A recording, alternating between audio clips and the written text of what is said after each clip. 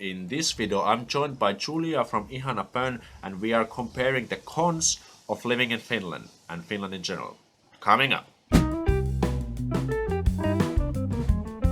So what up, Fintastics? My name is Aleksi and I make authentic, fun and useful videos about Finland. And like I said, we have listed both 5 cons about Finland, and we're gonna list them both to you and to see what kind of similarities or differences we will have on our listing. So let's see what we will have. And Julia will start with her cons. So one of my first cons of living in Finland is quite apparent. So it gets really dark during winter time in Finland. So I'm sure that's like in everybody's list how dark it is. It gets. It's a very depressing time for me. So I don't really like dark times and winter time at all. No one likes, yeah. Yeah. Okay. I can relate to that. So actually my cons are a little bit different, and my number 1 con is like politics in Finland, and the thing is that politics has like a really negative image here in Finland, and there has been a lot of really bad decisions lately. Quite recently, for example, the politics cut from the education, from the student benefits of the students, which was like a really big issue back then, because for example the same government had made a promise that they won't be making any cuts from education and student benefits, but they still made it. So it was like a really like a table turner in terms of that, and it seems also that the current government can't really make any progress and can progress with the decision making, and it's not doing well currently.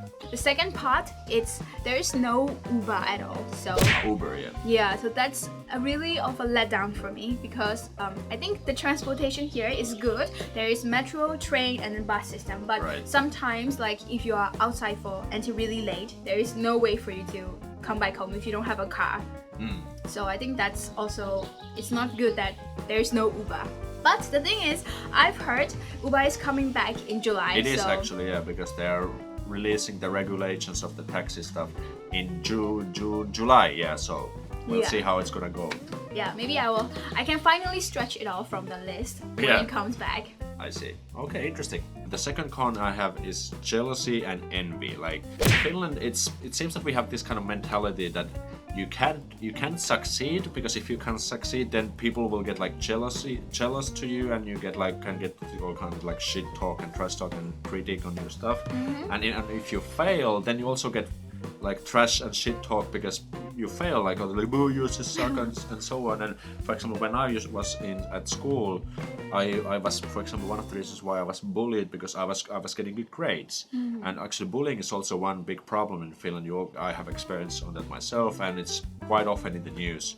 And I think this bullying is one kind of like form of this kind of jealousy and envy. That's not something that I like at all in Finland. I see. Okay.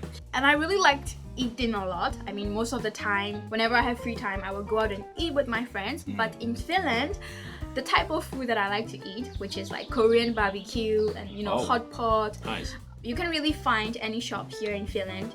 At least I haven't come across any. So if you know any place, then drop a comment down below. So Korean food is nice. I've had that a few times myself as well. Here in Finland. Not in Finland, in Japan. Okay. Number 3 con is that Finland and Finnish people are like too humble and too silent. Like this comes down to the stuff that people are not talking so much, and people say that silence is good, but because we are sometimes too silent, it kind of like suffocates the communication. Because we are too silent, and there are times when we should be actually like talking, but we are still like keeping mouths shut. Yeah. And for example, let's say if we are in some sort of meeting and you disagree with the majority, you still don't want to bring your Points out. Your opinion out, because you will just get like pointed out by the majority, and that's a kind of like unfortunate thing in Finland, in my opinion. The 4th is, I think Finland is there are not much people. Like it's a really big country, but the population is quite small. Yeah. So it gets really quiet, and all you can hear is like the birds chirping, and there are not much people. And I'm actually very used to the city noise, like the traffic noise and the people like just talking, and it's something very that I find it used to. But here it's like very peace and quiet, and everything is so serenity. Serenity.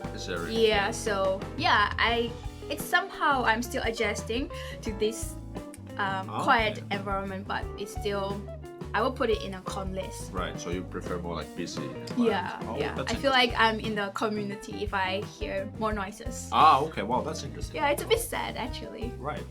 Number 4 con is manners, and actually, I think Finnish manners could be better. Like there are, for example, there is this word juntti, which means in Finnish kind of like this bad-mannered, selfish person. And so, you know, this is we often refer to Finnish people as a juntti. For example, this is quite interesting. Like we often, for example, if we see like a person we kind of know, but we are not in he's not a good friend, we actually try to avoid making eye contact, and then that we don't have to actually say hello. And I don't know why we do this, but I can relate to this so much. For example, because I've been like 6 years at the university, you see some people that you kind of know, but you don't really want to be in touch with them or stuff, and you just try to avoid like passing by them at the street, at the corridors of the university. It's just so crazy. Like, why do we have to do that? But it's just so Finnish, and I can relate to this so much myself.